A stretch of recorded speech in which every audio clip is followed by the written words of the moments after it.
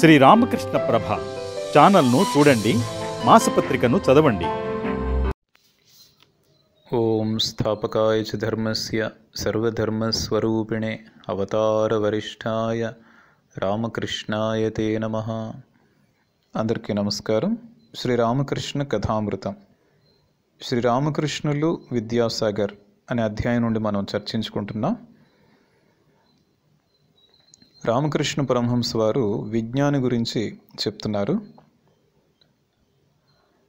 విజ్ఞాని భగవంతుణ్ణి, బ్రహ్మాన్ని ఏ విధంగా చూస్తారు అంటే, భగవంతుణ్ణి ఒక సుమేరు పర్వతంలాగా నిశ్చలంగా నిష్క్రియంగా ఉన్నట్లుగా తెలుసుకుంటారన్నమాట. అదేవిధంగా ఈ లోకంలో త్రిగుణాలు ఉన్నాయి.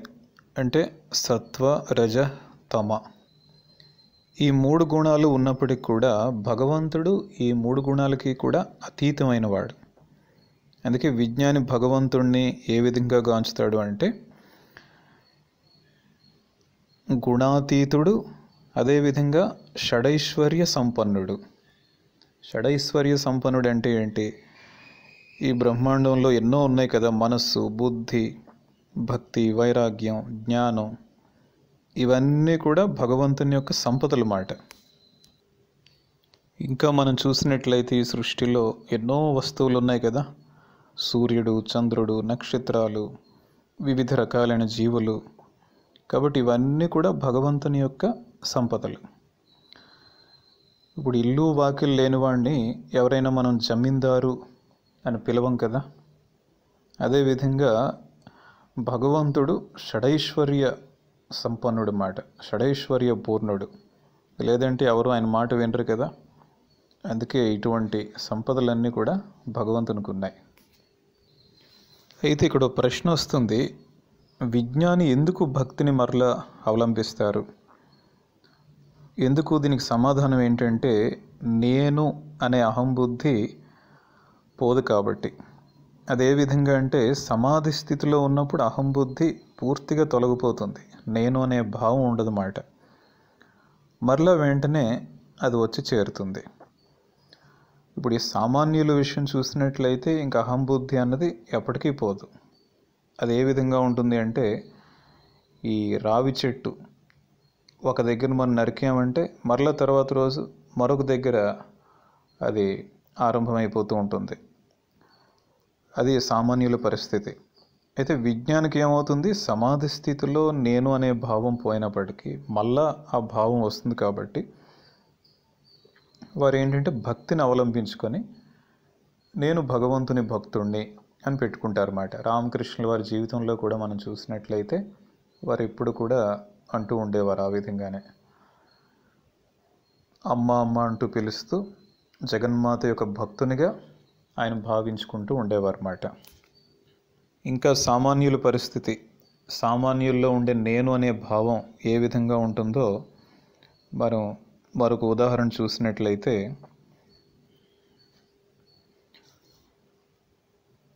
కలలో పులిని చూసాం అనుకోండి, మెలకు వచ్చాక కూడా గుండె దడదడమని కొట్టుకుంటూ ఉంటుందన్నమాట. సో ఆ విధంగానే ఆ నేను అనే భావం ఎక్కడి నుంచి వస్తుందో తెలియదు, అది ఎప్పుడు మన దగ్గరే ఉంటుందన్నమాట. నేను నేను అనుకుంటూ ఉంటాం ఎప్పుడు కూడా. ఆ నేను అనే భావం మనలో ఉండడం వల్లనే మనకు ఎక్కడ లేని కష్టాలన్నీ వస్తూ ఉంటాయి అన్నమాట ఈ జీవితంలో. నాదేమీ లేదు, అంతా భగవంతుడిదే అన్న భావం ఉన్నప్పుడు ఏ ఇబ్బంది ఉండదు. నేను నాది అనే భావం మనలో ఎక్కువగా ఉండడం వలన మనకు తెలియకుండానే ఆ భావం ఎక్కువగా ఉంటుందన్నమాట.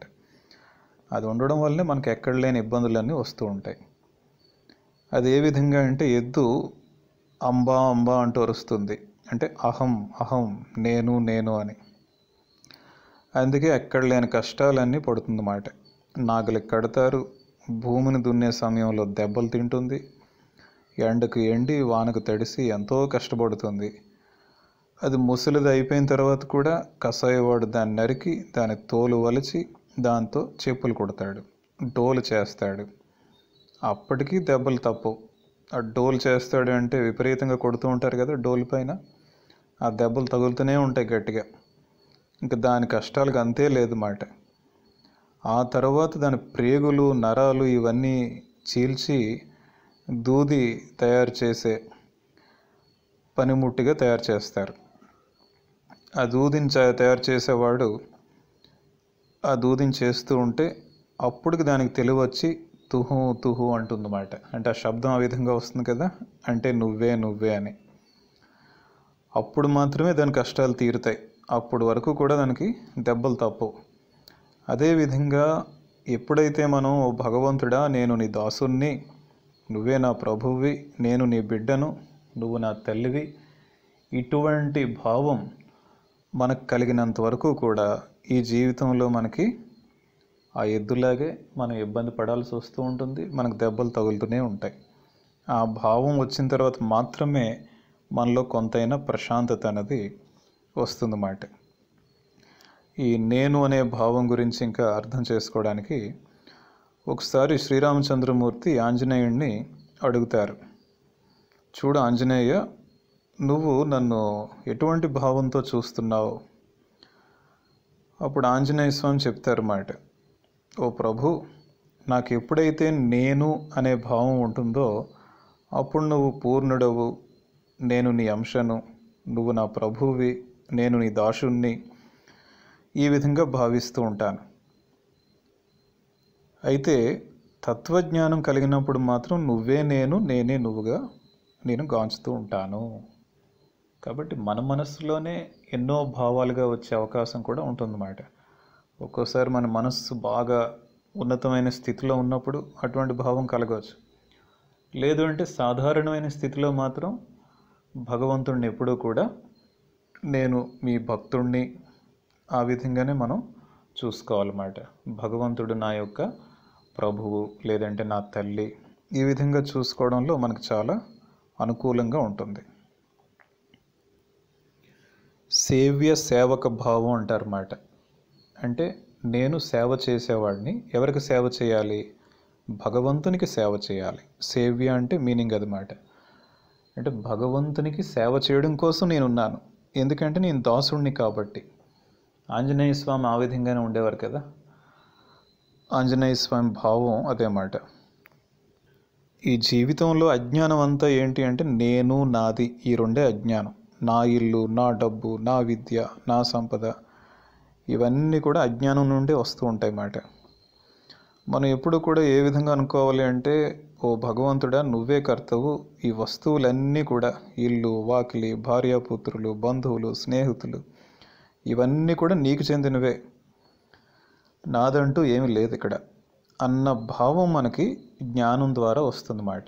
అజ్ఞానం ఉన్నప్పుడు అన్నీ నావే అనుకుంటాం, ఎక్కడ లేని కష్టాలన్నీ ఎదుర్కోవాల్సి వస్తుందన్నమాట. ఇక్కడే రామకృష్ణుల వారు మరొక ముఖ్యమైన విషయం చెప్తున్నారు. మనమంతా కూడా చాలా జాగ్రత్తగా గుర్తుంచుకోవాలి. ఇదేంటంటే ఎల్లప్పుడూ మృత్యువుని జ్ఞాపకం ఉంచుకోవాలి. మరణించాక ఉండేదేమీ లేదు కదా. గ్రామం నుండి కలకత్తా నగరానికి ఉద్యోగం చేయడానికి వచ్చినట్లుగా ఏదో కొన్ని కర్మలు నిర్వర్తించడానికి ఈ లోకంలోకి వస్తాం. యజమాని తోటను చూడడానికి ఎవరైనా వస్తే తోటమాలి వారిని వెంట పట్టుకొని, ఇది మా తోట, ఇది మా పుష్కరిణి అని తోట అంతా చూపిస్తాడు. ఏదైనా పొరపాటు జరిగినప్పుడు యజమాని తోటమాలిని పని నుండి తొలగించి వేసేస్తే మామిడి చెక్కతో చేసిన తన పెట్టి కూడా తీసుకుపోయే అధికారం అతడికి ఉండదు. ద్వారకాపులా వాడి చేత రహస్యంగా పంపిస్తాడు ఆ పెట్టిని. కాబట్టి ఇది మన జీవితంలో చాలా ముఖ్యమైన అంశం. మనం ఏదో ఒక రోజు మరణించాల్సిందే. ఈ శరీరం అన్నదానికి మృత్యు ఉంటుంది. మరి ఆ మృత్యు ఉన్నప్పుడు మనం ఎక్కడ లేని సంపదలు